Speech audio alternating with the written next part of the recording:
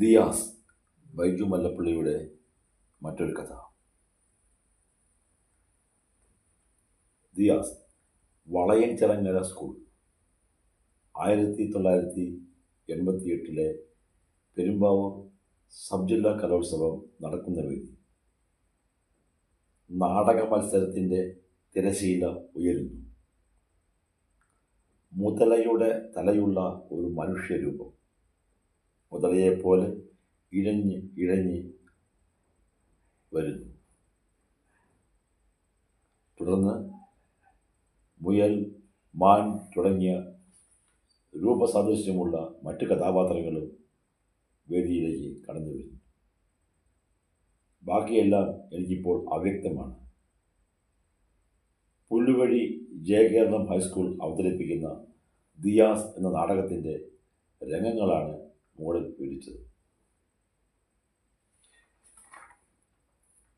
അതേ വർഷത്തെ ജയകേരളം ഹൈസ്കൂൾ പുല്ലുവഴി യുവജനോത്സവ വേദി. സ്കൂളിലെ അറിയപ്പെടുന്ന കലാകാരനും നാടക സംവിധായകനും ഗായകനും ഒക്കെയാണ് സുധീർ. എറണാകുളം വല്ലാർപാടം സ്വദേശി. എന്നെപ്പോലെ ഹോസ്റ്റൽ വാസിയാണ്.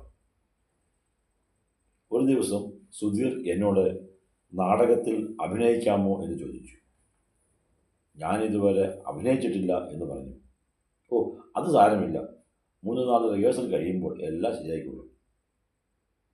താങ്കൾക്ക് എന്നിൽ വിശ്വാസമുണ്ടെങ്കിൽ ഞാൻ തയ്യാറാണ് എന്ന് മറുപടി കൊടുത്തു.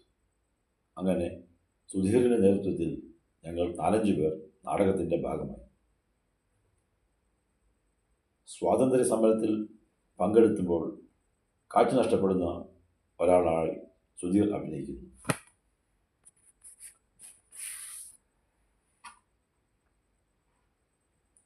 സുധീർ അഭിനയിക്കുന്ന കഥാപാത്രത്തിൻ്റെ ജന്മിയായ അച്ഛൻ്റെ കുടികിടപ്പുകാരനും പണിക്കാരനുമായ ചാത്തനായി ഞാൻ. ചാത്തൻ്റെ മകളെ ഇഷ്ടപ്പെടുന്ന ജന്മിയുടെ മകനായ സുധീർ. ഇത് ഇഷ്ടപ്പെടാത്ത ജന്മി ചാത്തൻ്റെ മകനെ കൊല ചെയ്യുന്നു. അങ്ങനെയാണ് കഥ മുമ്പോട്ട് പോകുന്നത്. മൊത്തം 6 നാടകങ്ങളാണ് അന്ന് പുല്ലുവഴി ജയകേരളം ഹൈസ്കൂളിൻ്റെ യുവജന മത്സരത്തിലുണ്ടായിരുന്നത്. ഞങ്ങളുടെ നാടകത്തിന് സമ്മാനമൊന്നും കിട്ടിയില്ല. പക്ഷേ എല്ലാവരെയും അത്ഭുതപ്പെടുത്തിക്കൊണ്ട്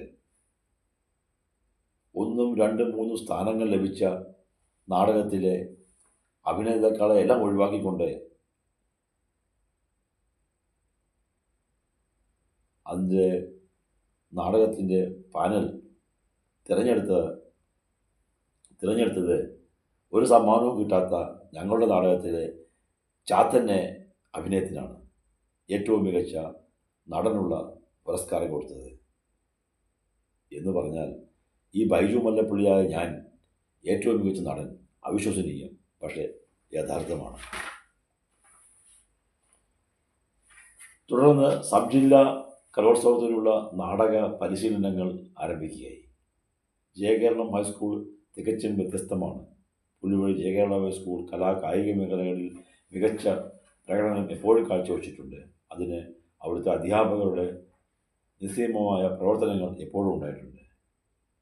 1, 2, 3 സ്ഥാനങ്ങൾ ലഭിച്ച നാടകത്തിലെ അഭിനേതാക്കളും മികച്ച നടനായ എന്നെയും ചേർത്ത് ഒരു 10-20 പേർ അടങ്ങുന്ന ഒരു സംഘം നാടക പരിശീലന കളരിയിലേക്ക് വരുന്നു.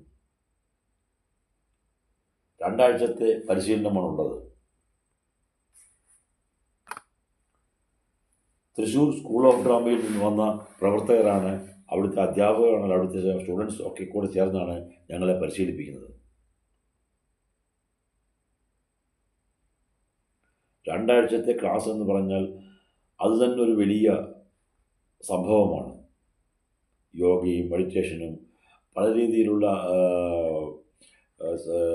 അഭിനയ നാട്യ രീതികളെക്കുറിച്ചും ഒക്കെ നമ്മൾക്ക് അടിസ്ഥാനപരമായി പഠിപ്പിച്ചു തരികയും ഈ 2 ആഴ്ച കൊണ്ട് പഠിക്കുന്ന സ്റ്റുഡൻസുകളിൽ നിന്നും ആരൊക്കെയാണ് കൂടുതൽ ഇതിലേക്ക് മികച്ചതെന്ന് അവർ തന്നെ കണ്ടെത്തിയിട്ട് ഞങ്ങൾ 6-7 പേരെ മാത്രം സെലക്ട് ചെയ്ത് യഥാർത്ഥ നാടകത്തിൻ്റെ അഭിനേതാക്കളെ തീരുമാനിക്കുകയായിരുന്നു. അങ്ങനെ ദിയാസ് എന്നാണ് നാടകത്തിൻ്റെ പേര്. ദിയാസ് എന്നതൊരു മുതലയാണ്. ആ മുതലയുടെ വേഷമാണ് എനിക്ക് തന്നത് എന്ന് വെച്ചാൽ കേന്ദ്ര കഥാപാത്രം ഞാൻ തന്നെ. അങ്ങനെ ഏതാണ്ട് 30 ദിവസത്തോളമുള്ള പരിശീലനം നടന്നു. ഈ റിഹേഴ്സൽ എന്ന ഒരു വാക്കിൽ ഞാൻ ഒതുക്കുന്നില്ല അതിനെ. നാടകത്തിൻ്റെ വിവിധ മേഖലകൾ, വിവിധ തലങ്ങളെക്കുറിച്ച് പഠിപ്പിക്കുന്നു. എന്താണ് വേദി, വേദിയെ എങ്ങനെ തിരിച്ചറിയണം, വേദിയുടെ ഓരോ മൂലയും എന്താണ്, വേദിയെ എങ്ങനെ തിരിച്ചിരിക്കുന്നു, വേദിയുടെ up up down side, left side, right side, അങ്ങനെ ഒത്തിരി പഠിക്കാനുണ്ട് ഒരു വേദിയെക്കുറിച്ച്. എന്താണ് വെളിച്ചത്തിൽ എങ്ങനെയാണ് നമ്മൾ നിൽക്കേണ്ടത്, എങ്ങനെയാണ് കാണികളെ അഭിമുഖീകരിക്കേണ്ടത്, എങ്ങനെയാണ് ശബ്ദ വിന്യാസം ഉണ്ടാക്കേണ്ടത്, അങ്ങനെ വിവിധ പരിശീലനങ്ങളാണ് ഈ സ്കൂൾ ഓഫ് ഡ്രാമയിൽ നിന്ന് വന്ന പ്രവർത്തകർ നമുക്ക് നൽകുന്നത്. അതിനെ അടിസ്ഥാനപ്പെടുത്തിയുള്ള പരിശീലനങ്ങളുമാണ്. അതികഠിനമായ പരിശീലനങ്ങളാണ് ഇതൊക്കെ നടക്കുക. അതുപോലെ വാദ്യോപകരണങ്ങളോടൊപ്പം എങ്ങനെ നമ്മൾ അഭിനയിക്കണം, അങ്ങനെ ആ പരിശീലനങ്ങളെല്ലാം ശേഷം ഏതാണ്ട് അവസാനത്തെ നാളുകളിൽ എല്ലാം കഴിഞ്ഞതിന് ശേഷം ഒരു ഫുൾ ഡ്രസ് റിഹേഴ്സൽ എന്നുണ്ട്. അത് നമ്മുടെ സ്കൂളിൽ വെച്ച് തന്നെ നമ്മുടെ സ്കൂളിലെ അധ്യാപകരുടെയും വിദ്യാർത്ഥികളുടെ മുമ്പിൽ നമ്മൾ അവതരിപ്പിക്കും. അതേ നാടകം തന്നെയാണ് സബ് ജില്ലയിൽ അവതരിപ്പിക്കുക. ദിയാസ് എന്ന നാടകം അങ്ങനെയാണ് ഉണ്ടാകുന്നത്. ദിയാസ് എന്ന നാടകത്തിന് സബ് ജില്ലയിൽ സമ്മാനമൊന്നും കിട്ടിയില്ല. അവിടെയും ദിയാസ് എന്ന മുതലയെക്കുറിച്ച് എല്ലാവരും മികച്ച അഭിപ്രായം പറഞ്ഞു. അങ്ങനെ ഇപ്പോഴും എൻ്റെ സഹപാഠികൾ എന്നെ വളരെ സ്നേഹത്തോടെ ദിയാസ് എന്ന് വിളിക്കാറുണ്ട്. പിന്നീടുള്ള ജീവിതത്തിൽ ഞാൻ അഭിനയിച്ചിട്ടില്ല.